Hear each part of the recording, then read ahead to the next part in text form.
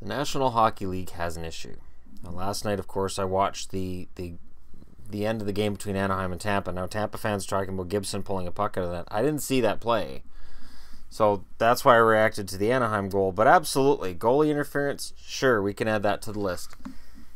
There are 7 items that come to mind currently in the NHL, which we can all debate on how they're enforcing, what the rule is, and gray areas. Offsides. Offsides should be really easy, but see, when it comes to the goal calls, the NHL gets it wrong, sometimes we get it wrong, and then the NHL will explain why we got it wrong, and it's like, but wait, as fans, we thought that was offside or that wasn't offside. Goalie interference? What's goalie interference? How many goals get called back that shouldn't be? How many goals count that shouldn't? It's more than a couple. Slashing. Is the slashing still being called? My guess is, with the way scoring has dropped through the floor over the last week or so, no, not really. And in games, I've noticed that there seems to be an increasing amount of that kind of thing going on. And yet, slashing on a guy who's going in on a breakaway, even if he gets a shot away, he still gets a penalty shot. That's new to me. Did the puck cross the line? That's the point I had last night. There should be technology in place which shows that a puck did indeed cross the line or didn't. There should be absolutely no gray area. There should be no argument. There should be no, well, it all evens out in the end, because it doesn't. It doesn't all even out in the end. You know, it's just because it's unfair to everybody doesn't mean it's a fair thing to have in the game when the technology exists to fix it. Like I said last night, if the glowing puck exists in the early 90s, mid 90s, and 20 years later, they can show us whether a puck crossed the line or not. There is a way to do it. And I think of the other major sports, and I think of football and baseball and basketball, and all the graphics they show. Baseball can show you exactly where every pitch was, whether it really was or wasn't a strike. Basically making it that umps right now, yeah, you can see if their strike zone's wrong. Not, oh, he's got a big strike zone, a small strike zone. You can see if it's wrong. This isn't. So the technology's there. That's what drives me nuts. And like I said, the penalty shots, I've seen, I think, 5 penalty shots awarded in the last week and a half. That's crazy. And I think 2 of them I could say, yeah, that's justified penalty shot. The other ones I'm like, really? Oh, okay. All right, I guess that's a penalty shot now. Delay of game? I've seen arguments about delay of game. Well, it deflected off this, it deflected off... You know what? They need to just... I understand the delay of game. The delay of game was meant to get the play out of the game where NHL defensemen would flip the puck over the glass on purpose to get a whistle. I get that. And goalies were doing it too. But at this point, there are so many times where you'll see it, and there's like this pause where it's like, well, is it? Isn't it? And then one thing that I don't even have up here that I want to discuss before I get on the last one here is that there are times where certain referees make certain calls and certain referees don't make certain calls. So depending on the game, you might get a bunch of penalties, you might get almost none. That which comes down to then these face-off violations. Okay, so the games where we watch and we can tell that a guy's cheating on the face-off and nobody cares, and then the next game they're booting everybody out of the circle. Maybe they boot them all out of the circle in the first period and then they don't in the second and third. I've seen that too. There's so many gray areas at a time when the NHL's like, okay, we're going to go to China, we're going to go to Stockholm, we're going to grow the game, we're in Vegas. This has to be really confusing for new fans. This has to be really confusing for casual fans. This has to be frustrating for fans who may have stopped watching hockey for a while, and now they're like, all right, I'll give it another shot. And then something like this happens, and you go, wait, what? Oh, this is why I stopped watching. I don't want to watch this crap anymore. And you find something else to do. The fact that there's so many gray areas is frustrating. The fact that there's so many parts of the game that you have to get this instant replay involved, and then it's purely a subjective call is frustrating. Like, the only one that I can think is close is where in football, did they have possession with both feet down in bounds. And there's a gray area there. But even with football, it just seems a little more reliable in terms of its call than what you're seeing in the NHL. There's less guesswork than I usually see with hockey games. And again, it ends up that it makes it look kind of Bush League. The baseball shows us what a strike is. Tennis shows us whether the ball was in or out, whether or not it's a good call. Basketball has basketball, you have all kinds of graphics for everything because basketball is really boring. So you got to throw all the graphics in there and make sure everybody gets 100 points. And basketball is constantly changing the game to try to make it more exciting and increase scoring, even though everybody gets 100 points.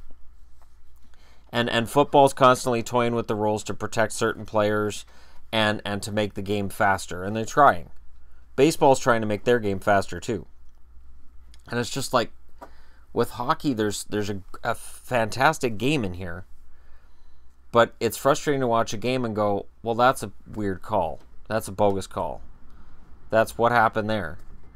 And it happens regularly. Almost every single game, people are complaining about penalty calls. People are complaining about some weird phantom call being made. Goalie interference, where there was or there wasn't goalie interference, is called the other way on the ice. The NHL needs to sit down. The competition committee needs to get together, and they need to fix these things because they are completely fixable. And this shouldn't be players against owners either. This should be everybody working together. Because if we can get these gray areas out, we can make it so that fans who've been watching the game for 35 years, like myself, aren't watching going, wait, what? What? That's a penalty now? Oh, wait, no, oh, okay. It's not a penalty in this game. It was a penalty last game, but this game it's not. You can't do that. A penalty in the first period is a penalty in the third period is a penalty in overtime. Because again, none of the other major sports change the way they call things. You know, you don't see football saying, all right, well, that would have been holding and roughing the passer on that play, but it's the fourth quarter, so they've stopped calling that. It's Bush League. And they've got to get that out of there. And this is stuff that can be fixed. Absolutely can be fixed. So, you know, I don't say these things because I cheer for one team or another. I say it because, you know, while we're talking about it now during the regular season, saying, it's just a game during the regular season. Wait till it's Game 7 of the Stanley Cup playoffs, and a Game 7 is this. Because 1999 is still etched in the minds of every single Buffalo Sabres fan. If these calls are altered because it's a Stanley Cup final game, it's maddening. And they've got to fix this because there's way too many gray areas right now. You should know. Yep, the puck crossed the line. Yes, that's goalie interference. Yep, that's a delay of game penalty. There shouldn't be any issues with it being a gray area.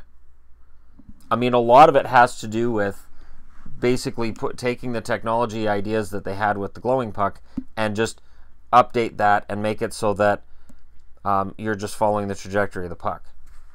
I don't think people would mind that at all. I think that'd be kind of fun to have a puck tracker. And you could actually, through a puck tracker that's inserted into the stick, you could see, okay, he starts to flip the puck out. It deflects off this guy's stick. You can see trajectory change. Just something. And then, yeah, pucks become a lot more expensive. You're not going to want them going into the crowds. But with the netting they have now, there's a lot less pucks that go into the crowds anyways. They've got to figure this out. Because the system they have now, there's just a lot of stuff they can fix. In my eyes, they can fix it. With all of the millions that these franchises are worth, the billions that the league is worth on a whole, they can sit down and iron some of these out. You know, the face-off violations one really sticks for me because none of us knew that was coming before the preseason. The players didn't seem to know it was coming before the preseason. And they're still ironing it out. And it's getting kind of sad because, again, certain linesmen are being absolute sticklers for making sure. And in other cases, they're just letting them go. And it's insane. Because it's creating a situation where it's affecting the outcome of games. penalties are being called, and I mean that affect the outcome of games, in that you have a face-off in your own zone, okay? You're the defensive team. Your center gets kicked out for a questionable face-off violation. You have to go in as the winger. You have to be very, very careful. It's the equivalent of a second serve in tennis. The guys who go in for that second face-off will usually lose it because they don't want to get kicked out, because if they get kicked out, it's a penalty. So, much like a second serve in tennis, you're basically handing that other team the face-off. If that's the offensive team, they can get it back to the point, and if it's a power play, they may have won the game. And it's on something as silly as a face-off violation. I get the guys were cheating. I get the guys were cheating, and that had to change. But the way it's being called, it's really odd. It's really, really odd. Really weird. So, these are the gray areas. Let me know what you guys think in the comment section below. Hit like and subscribe if you're browsing your way through. And again, I'm not trying to go off on a rant or a tangent. This is just a matter of this stuff should all be cleared up by the time the puck drops in October.